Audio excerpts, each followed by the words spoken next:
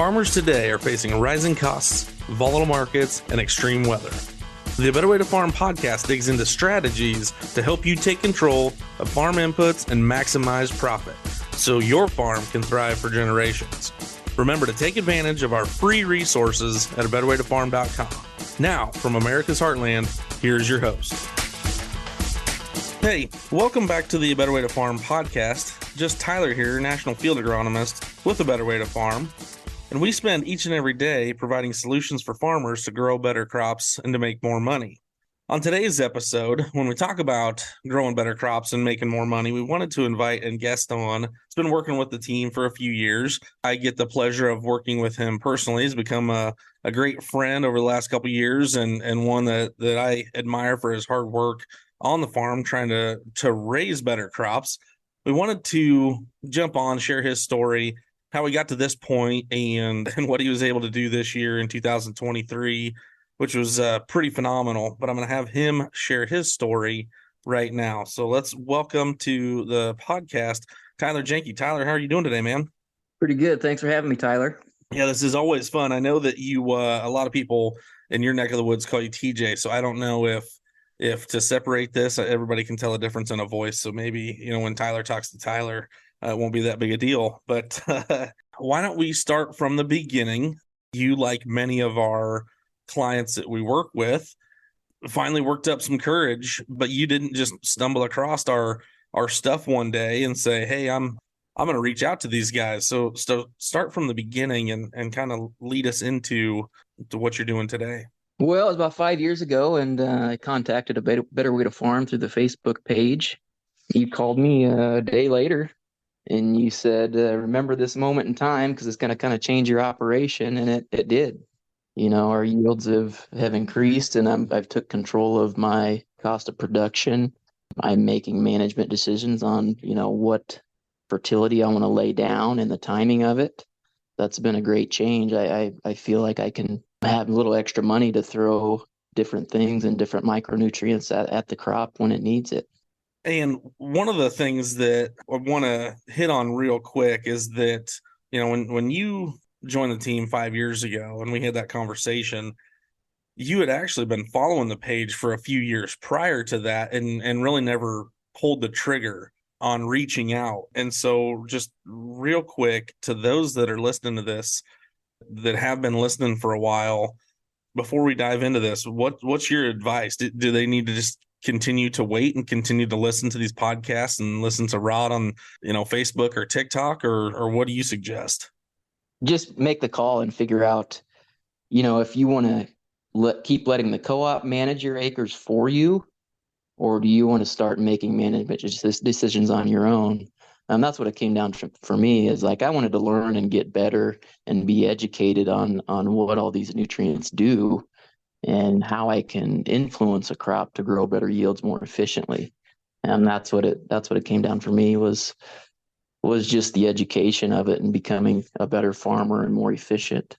Yeah, dive deeper into that education side of things, because when you reach out to us and you say, hey, you know what, I want to work with you guys. It seems like you guys are doing some pretty cool stuff, which we're going to get into here in a little bit. But we pride ourselves on the education side of this. Do you want to talk about that a little bit? The pro ag meetings that you guys have all over the country, what do you guys do, 2 a week, basically? Mm-hmm. I mean, attend one of those, even if you aren't going to use any of these products. The education side of that meeting gets the ball rolling and made me start asking questions on what these different micronutrients do, what a high quality starter will do for your operation. Yeah, and one of the things that you also mentioned, I love this because you literally said like 3 things, and I love every single one of them. But you even talked about taking control of your own operation. And the interesting thing is that, we have a soil testing program that you can go through, and from that, where you submit your soil test, then you can get recommendations back.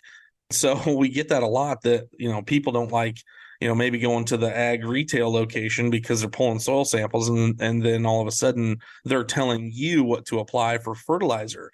Well, we're doing something similar, right? We're pulling the soil tests, but the thing of it is that we're not telling you what to put. We're allowing you to make that decision, and that's where things get a little bit different.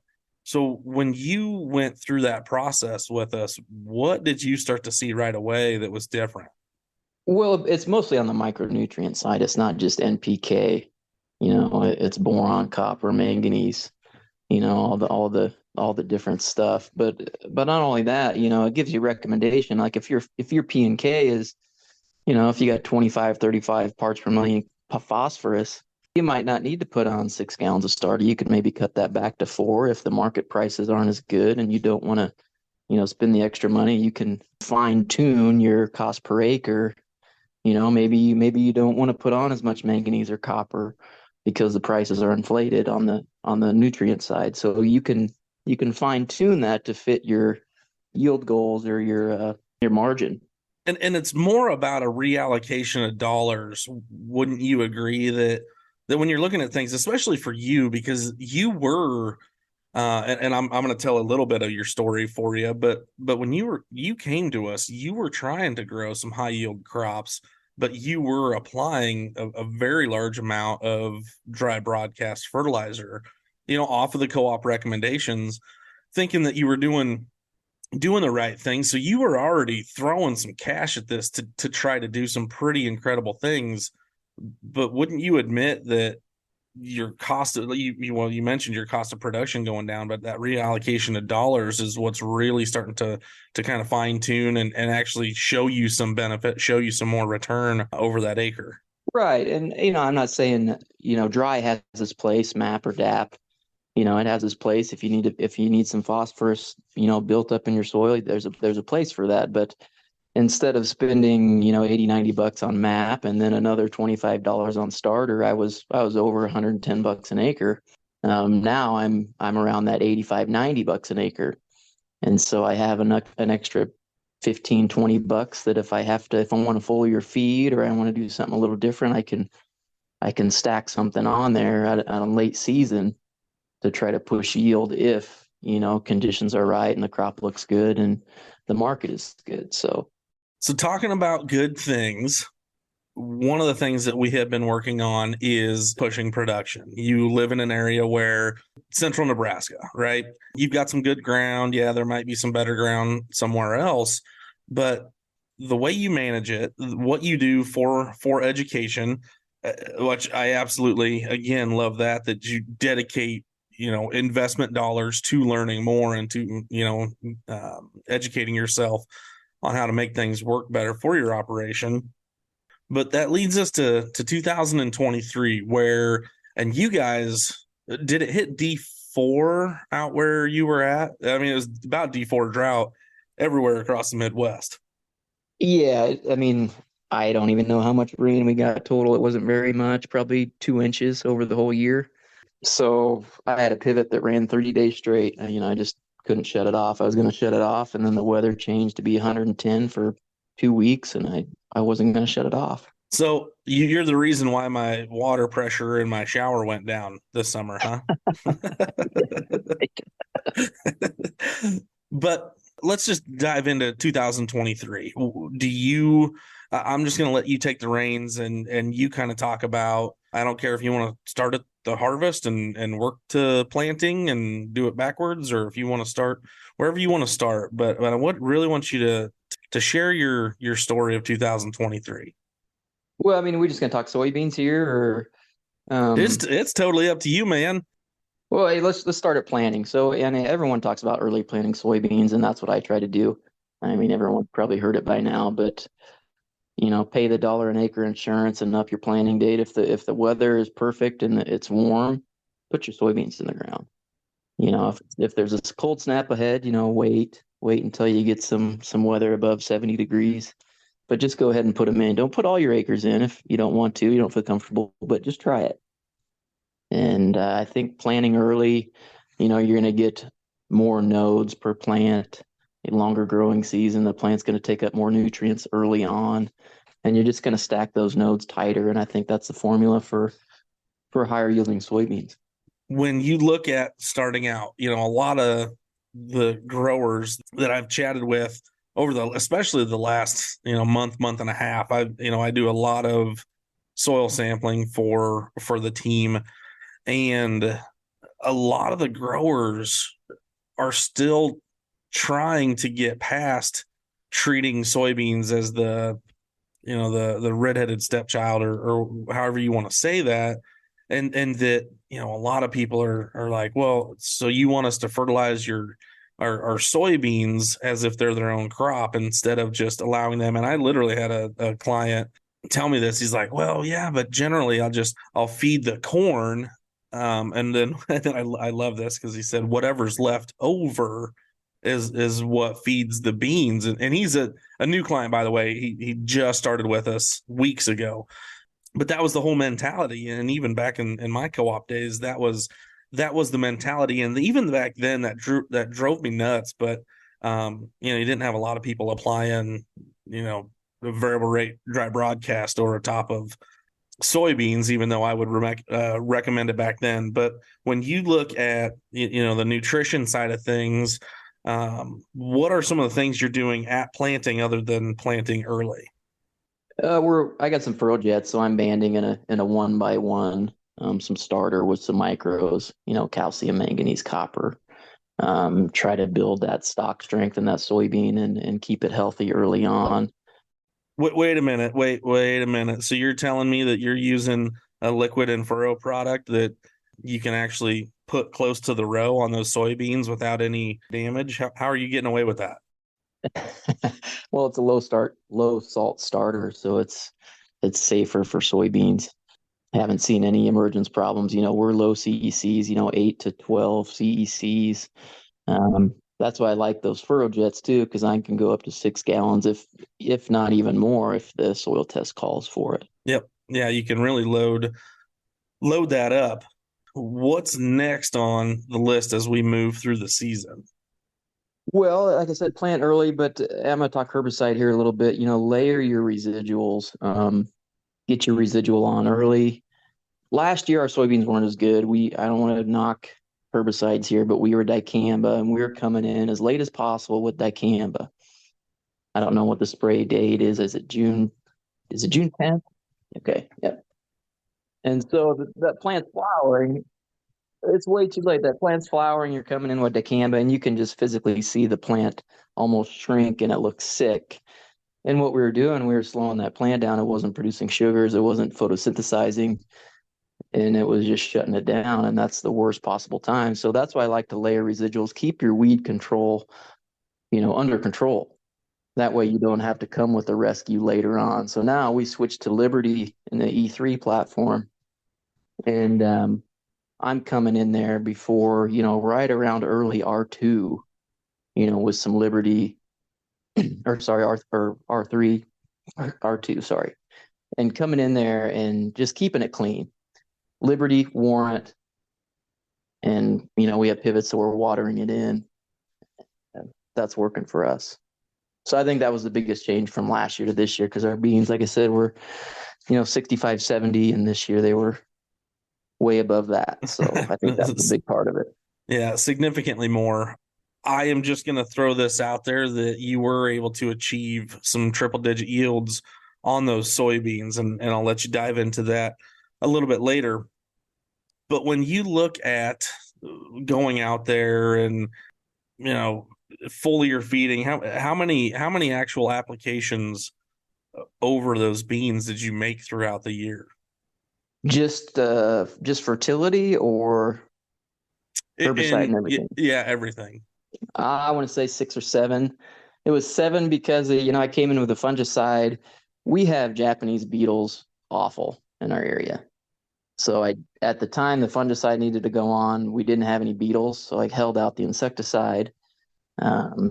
So then a couple weeks later, the beetles came, and I came back with an insecticide. So that cost me an extra pass, but it's still cheaper than having the airplane come and do it. So yeah, you guys are able to run your rig over the crop, and one of the things that we've got to share here, and coming from both Tylers, is that when you look at your operation, 6 to 7 passes may seem like a lot, and it may be challenging at times. I know that the weather obviously plays a role and plays a factor in some of this. Well, for us, I'll say this: we grow seed corn. A lot of our soybean acres are on seed corn acres, and the weed pressure in seed corn is it's hard to control. You can't control it because you can't use Roundup, you can't use Liberty. Basically, your only weapon is status. So we have a lot of weed seed from our seed corn that gets laid over next year into our soybeans. That's why we have to make so many passes because we have to layer them residuals. It's just a lot more intense management on the soybean just because of that, because of the weed pressure from the seed corn. Sure, sure. So then, Tyler, I'm going to have you talk directly to the listener that wants to grow high yield soybeans. He wants to take his management of his soybeans, instead of treating them as an afterthought, really wants to market them and use that for some income so that he can, lower his cost of production, going over it, increasing your management steps, going over making multiple passes across the field, whether it's any crop. Wouldn't you agree, though, is necessary in order to achieve kind of some of those greater returns? Yeah, it might not be 6 or 7, and that was my biggest point, is that you see value in going over your field 6, 7 times. Maybe the listener that's listening to this, maybe they're sitting there like, man, I don't think I can do that, but you can probably do it 3 or 4 times, maybe. Certainly 2 times. And then as you're going over that, talk a little bit about your program. Don't want to give away too much of the secret sauce just yet, but talk about some of those things that, as the straight to the listener that's listening to this, what would you recommend to a grower trying to achieve some of the things that you've been able to accomplish? Well, first and foremost, you in our area with irrigation and is what it is, you have to fungicide if you want to get higher yielding beans. And the way I do that, I was talking about Liberty earlier. We use the dual fan high pros to try to get better coverage. I ran 7 gallons of carrier and I ran 70 psi, just blowing that on throughout the canopy to try to get the best coverage that I can. In that fungicide pass, I'm putting some micronutrients, some manganese, some iron. And what I'm trying to do there is I'm trying to stimulate that plant to produce more sugars. Because as you know from the ProAg meeting, a bushel of soybeans, you need 300 pounds of sugar to make a bushel of soybeans. So that's what this is all about, is trying to keep that plant healthy, making it more sugar, making it more proteins, more yield. But also, I came late with a product, where my beans were over 100. I came in with a product and it was Wait. Say that one more time real quick for the people not following. You said when your soybeans were over what bushels? 100. 100, over 100 bushels an acre of soybeans. Mm-hmm. I just want to throw that out there. Well, the one pass that I made, it was kind of a trial. I was actually trying to burn them. I kind of went off label. I wasn't off label from the EPA. It's off label from this specific product. It only says to use 2 quarts an acre. I was up around 5 to 6 quarts an acre on this product because I doubled it up. I increased the rate, but I was trying to burn them to see what I could get away with.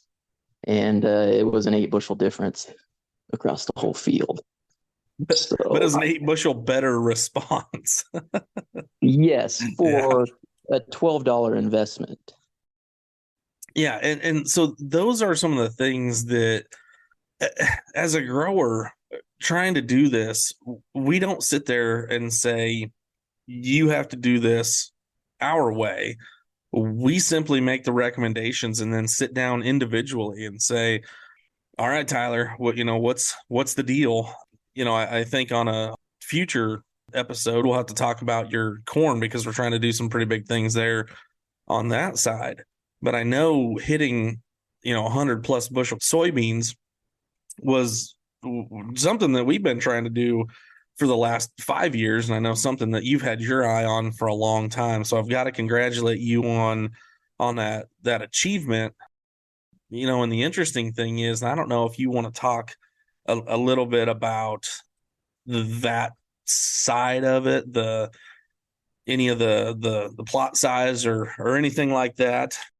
What are the suggestions as we kind of slow this thing down and bring this thing to a close? What other things do you want to talk about or to mention to the specific listener that's listening and tuning in today? Well, yeah, I will talk about the plot size. It was probably only 5 acres on the plot, but that's just because I had some spare product left and I just upped the rate.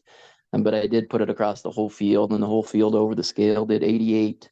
I was some sandy spots that I just couldn't get enough water on in a dry pivot corner. Um, but we always say it starts with the soil test, and that's where I identified this need that I needed this product over the top late. And I have a good friend that I work with too closely, and he has a 5-year trend of soybeans, and he noticed a drop off of this nutrient that happens around that R3 stage. And so that's when I wanted to go in and address that. And so without him doing the tissue tests and all that, I would have never known that. But also, 3 years ago, I've kind of replicated this trial 3 years in a row. We had some of this product left over, and Dad's like, just go get rid of it. Go spray it on the soybeans. I was like, okay. So I only did, again, I think it was about 5 acres is all. And again, when I was picking them soybeans, like, oh, these are different. They're greener. They're more alive. They're tougher.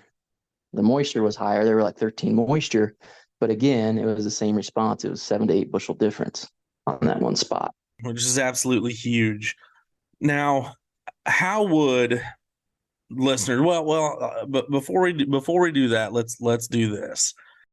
Is there any final advice for any of the growers listening that you can give to them in order to kind of grow bigger beans, increase their yields, increase their net return, decrease their cost of production? What kind of last final advice, golden nugget, golden ticket can you share with our listeners? I mean, I can't really give recommendations over this thing because every acre is different. The only thing I can say is come to a pro ag meeting.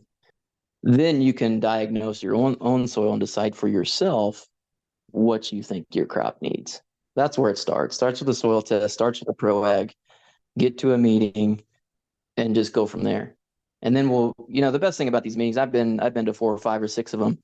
I still like to go, not alone for the information, but just to visit with other growers in the area or people that I haven't met yet. I think that's the biggest value of some of these meetings, is talking with other people and what they're doing and sharing their stories.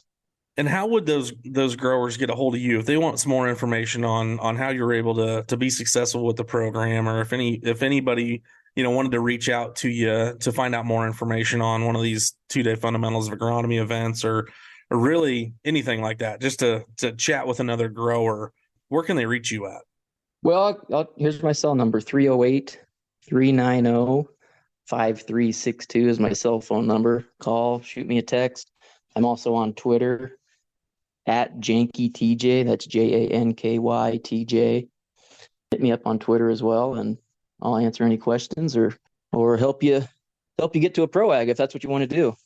Yeah, absolutely. Tyler, thank you very much for that, man. I really, really appreciate it. Like I said, I'm super thrilled about the success you had growing triple digit soybeans in a year where, yes, you did have some water to help you out, but it was a drought everywhere else. And still the field corners, like you alluded to, pulled that average down, and to be able to have a field average over 100 bushels is something that you're very, very close to.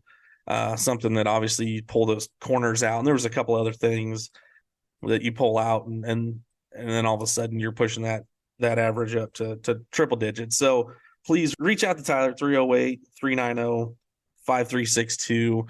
And yeah, he can point you in the right direction. A great member of the team, value everything that he does for us. So Tyler, thank you very much for your time today. I greatly appreciate it. Hey, thanks, Tyler. Wouldn't be here without you, bud. And as always, as we close this down, we hope that you have a better day. You're listening on the Verbal Crowd Network. Find more great shows at verbalcrowd.com.